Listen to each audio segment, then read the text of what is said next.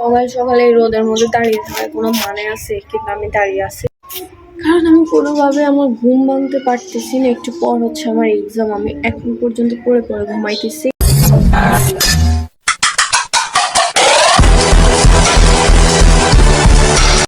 লেভেলে এসে আমার পড়ালেখা এত ভালো হয়ে গেছে যে আমি দেখতেছি কোনোভাবে আমি ঘুম চাটতে পারছি না। তখন আমি এরকম দেশের ভাবে দাঁড়াইছিলাম কতক্ষণ যাতে আমার ঘুমটা চলে যায়। পরে দেখলাম যে রোদ এসে আরো বেশি আরাম লাগতেছে। ঘুম থেকে উঠে এখন নাস্তা করবো। আমার অনেক বেশি খিদে লাগছে, ব্রাশ টাশ পরে হবে। আমি কিছু খাই, দেন আমি একটু বইটাই উল্টায় পাল্টাই শেষ করে দিই। এখন আমি আমাদের ডিজিটাল চুলাটা জ্বালাই দিচ্ছি।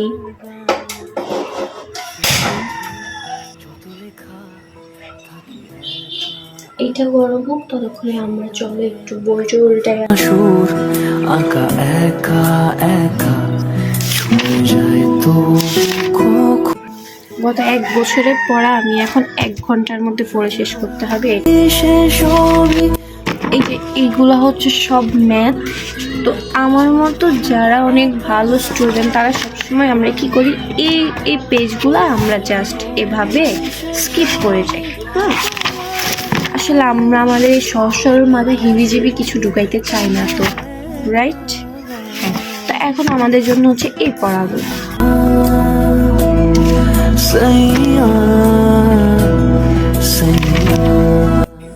নুডলসটা রান্না করে ফেলবো আমাদের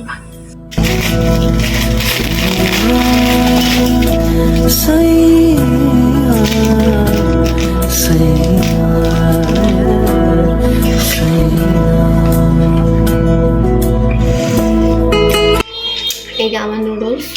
এখন আমি নুডলসটা খাবো, খাইতে খাইতে যতটা সময় লাগে, তারপর আমি আরেকটু পড়বো, পড়াটা শেষ করে উঠে রেডি হব।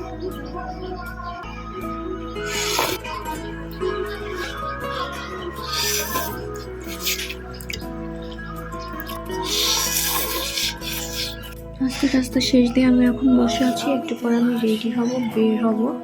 সো রেডি হয়ে একসাথে বাসা থেকে বের হয়ে তোমাদেরকে দেখা। তুমি তোমার দু চোখে সেই নীল ছুঁলে আমিতে ভাসিনি কোনো দিনও নীলে। আমি কলেজে চলে আসছি, এখন সিট নাম্বার খুঁজবো। তো আমি আমার সিট খুঁজে পাইনি, আরেকজন পাইছে, আমাকে ওইটা খুঁজে দিচ্ছে। এখন আমি যাচ্ছি আমার কক্ষ নামে। এতগুলা টেবিল থাকতে আমাকে সেকেন্ড বেঞ্চে বসতে হয়েছে। এই যে আমি এখান দিয়ে স্যাররা বসে আর আমি ঠিক এখানে। প্রত্যেকবার আমার সাথে এগুলা। সেকেন্ড টেবিলে পড়ার খুশিতে একটু মিষ্টি মুখ করে নিচ্ছি।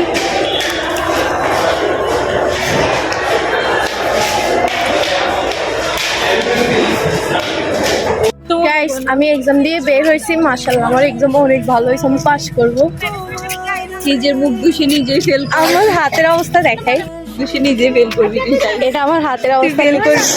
আমি ফেল করবো না, ওভার কনফিডেন্স হওয়া বলতেছে আমি পাস। তো চোখে সেই নীল ছুঁলে আজও আমার সারাটা নীল থাকে একা একা।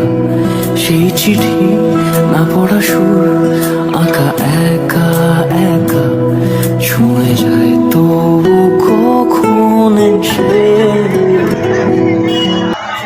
যাই হোক গাইস, আমাদের এক্সাম শেষ, এখন আমরা যাবো একটু কিছু খাওয়া দাওয়া করে। দু চোখে ভেসে যা। আমি এতদিন ধরে যেটা খাইতে আসছি সেটা হচ্ছে ভাপা পিঠা, আরে সরি চিতই পিঠা। এখানে কত ধরনের চাটনি আছে, এগুলো খাওয়ার জন্য এতদিন আমি পাগল হয়ে গেছি।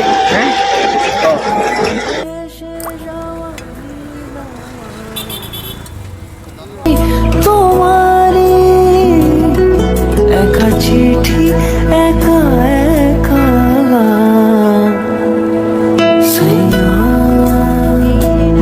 আমরা ওখান থেকে চিতল পিঠা খেয়ে এসছি, এখন আমরা বাপার এগাই তো লইছি। আমরা এটা নিছি আর এটা নিছি, এটা খাবো। আমাদের সামনে খুব সুন্দর একটা ব্যাকগ্রাউন্ড।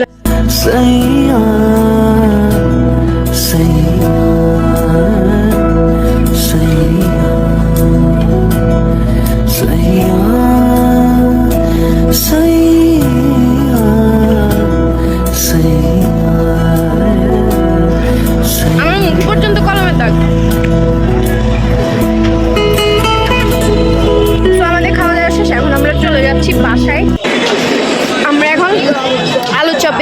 আসছি, দেন তো।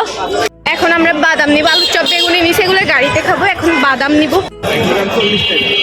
আরে না, 10 টাকা দেন, কি 100 গ্রাম টাম লাগায়, 10 টাকা দেন। এখন আমরা হালিম খাইতে আসছি, আজকে সব কিছু খাই ফেলবো। ভাই আমরা রেস্টুরেন্ট আগলে না খাই কাঁড়ি উড়ি খাইলো, আঙুরটা কত বেশি সেফ ভাই, বেগেন মিলে 100 টাকা হয় না কেন না। আমিতে ভাসিনি কোনো দিনও নীলে, তুমি তোমার দু চোখে সেই নীল ছুঁলে।